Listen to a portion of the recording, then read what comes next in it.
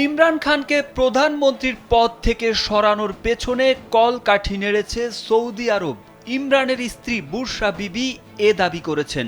শুক্রবার জিও নিউজের এক প্রতিবেদনে বলা হয়, কারাবন্দী ইমরান খানের মুক্তির দাবিতে আয়োজিত বিক্ষোভে সাধারণ মানুষকে যোগদানের আহ্বান জানিয়ে ভিডিও বার্তা দিয়েছেন সাবেক ফার্স্ট লেডি বুশরা বিবি। তিনি পাকিস্তান তেহরিক ই ইনসাফের সমর্থকদের ২৪ নভেম্বর ইসলামাবাদে জড়ো হওয়ার আহ্বান জানান। সেই বার্তাতেই ইমরান খানের ক্ষমতাচ্যুতির পেছনে সৌদি আরব জড়িত ছিল বলে অভিযোগ করেন বুশরা।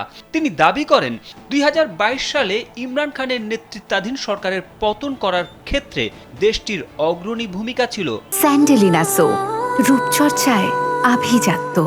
বুশরা বিবি বলেন, যখন ইমরান খান মদিনায় যান তখন তৎকালীন সেনাপ্রধান জেনারেল কামার জাভেদ বাজওয়াকে সৌদি কর্তৃপক্ষ কল করে।